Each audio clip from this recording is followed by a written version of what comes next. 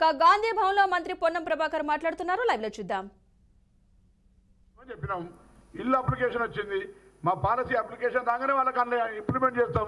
Ration card వచ్చింది, pension వచ్చింది, ఉద్యోగం గురించి వచ్చింది, లేదా ఇతరత్ర సమస్య ఉంది. నిమిషంలో ఏదో ఒక ఉదాహరణకు ఒక సమస్య వచ్చింది. మైనింగ్ డిపార్ట్మెంట్కు సంబంధించిన హైర్ చేసుకున్న కార్లకు సంబంధించిన పేమెంట్ ఇవ్వలే. వెంటనే డైరెక్టర్ ఆఫ్ మైన్స్ తోటి అక్కడ కూర్చొని మాట్లాడినాం. ఫైనాన్స్ రిపోర్ట్ తోటి మాట్లాడినాం. వాళ్ళకు 50-100 మంది బండ్లకు సంబంధించిన కిరాయి పేమెంట్ అయిపోతుంది. అట్లా సమస్యలు పరిష్కరించడానికి ఇన్స్టెంట్ కాఫీ వేరుంటుంది, పొద్దుగాల చాయ్ తర్వాత చేసుకునేది వేరుంటుంది, చల్లగా ఫ్రిడ్జ్లో పెట్టుకుని తాగేది వేరుంటుంది. అన్ని రకాలు ఉంటాయి కదా.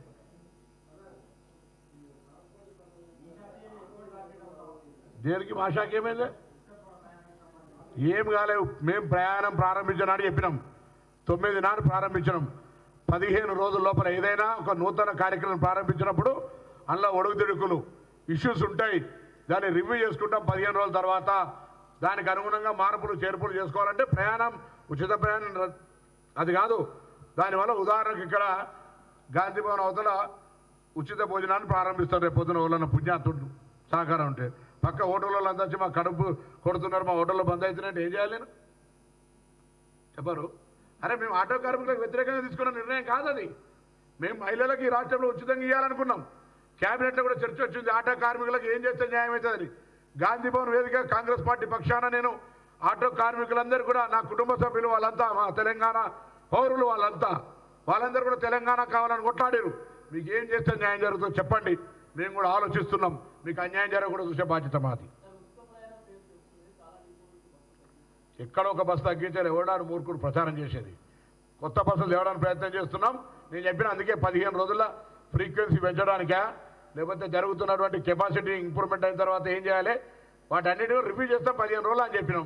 బస్సులు ఎట్లా తగ్గిస్తామే? రాంగ్ ప్రాపగండా చేస్తే నమ్మకండి. ఇంకొకటో ఆరో బస్సులు తీయాల్సి వస్తుంది, బయటికి ఓవర్లోడ్ అవుతా ఉంది. ఆక్యుపెన్సీ పెరిగింది. అవ్వ పోయేటప్పుడు బిడ్డను తీసుకోవస్తుంది, లేకపోతే భార్య పోయేటప్పుడు భర్తను కూడా తీసుకోవద్దు. అట్లా అన్నీ జరుగుతుంది. ఒక అంశం జరిగినప్పుడు కొన్ని రకరకాల అంశాలు ఉంటాయి. వాటన్నింటినీ రివ్యూ 15 రోజులు రివ్యూ చేస్తామని చెప్పినాం కదా. ఎందుకు తొందరపడుతున్నారు? 15 రోజులు ఒప్పుకోలేదా ఈ ప్రతిపక్షాలకు, వాళ్ళకు వీళ్ళకు? బస్సులు తగ్గించిన ఒక రాంగ్ ప్రచారం. బస్సులలో జనం ఎక్కుతున్నారు, ఇది అవుతుంది. నేను మళ్ళీ ఒకసారి చెప్తాను మీ ద్వారా, ఇలా తెలంగాణ ఆటో కార్మికులారా, మీకు అన్యాయం చేసే ఆలోచన కాంగ్రెస్ ప్రభుత్వం లేదు. మీరు ఏదైనా సూచన చేస్తే మేము స్వీకరించడానికి సిద్ధంగా ఉన్నాం. తెలంగాణ రాష్ట్ర రవాణా శాఖ మంత్రిగా చెప్తా ఉన్నాం. మేము కూడా మా ప్రభుత్వం గౌరవ ముఖ్యమంత్రి గారి నాయకత్వంలో చర్చ చేస్తూ ఉన్నాం అధికారులందరితో కూడా. మిమ్మల్ని కూడా పాత్రికేయులు కూడా అడుగుతున్నాం. ఏం సలహా ఏం చెప్తే వాళ్ళకి అన్యాయం జరగకుంటుంటుందో తప్పకుండా మేము చేయడానికి సహకరిస్తాం. కానీ వాళ్ళకి వ్యతిరేకంగా తీసుకున్న నిర్ణయం కానప్పుడు చెప్పండి, వాళ్ళకి వ్యతిరేకంగా తీసుకున్న నిర్ణయం కాదు కదా.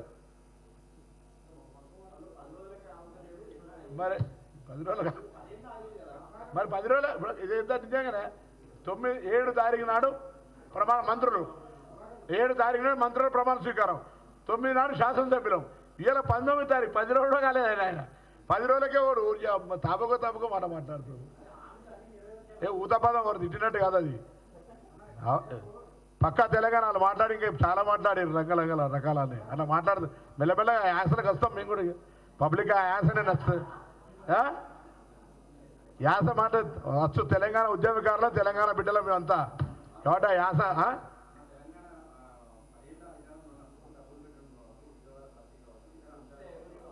3016 నిరుద్యోగ వృద్ధి కావచ్చు, ₹1,00,000 రుణమాఫీ కావచ్చు, దళితులు చెప్పమంటా లిస్టు. అరే అని అడిగి పబ్లిక్ అడిగే మార్పు కోరుకుంటున్నారు. మళ్ళీ ఊరికే నేనేమన్నా 100 రోజుల టైం అడిగినామా? 6 గ్యారెంటీలకు 3 రోజులు చేస్తానమే.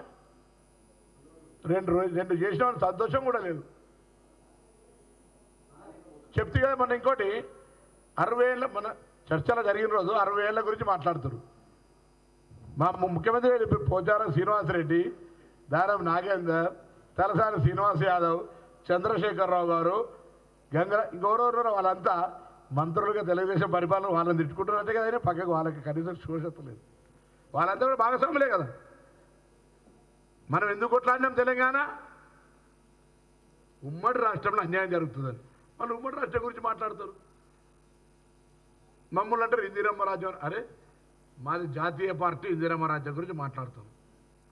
మీరు ప్రాంతీయ పార్టీ. ప్రాంతీయంలో మీరు అధికారంలో ఉన్న 10 ఏళ్ళు ఏం చేశారో చెప్పురే. మీరు దేశం గురించి మాట్లాడే హక్కు మీకు ఎక్కడిది? మేము మాట్లాడతాం. మాది నేషనల్ పార్టీ.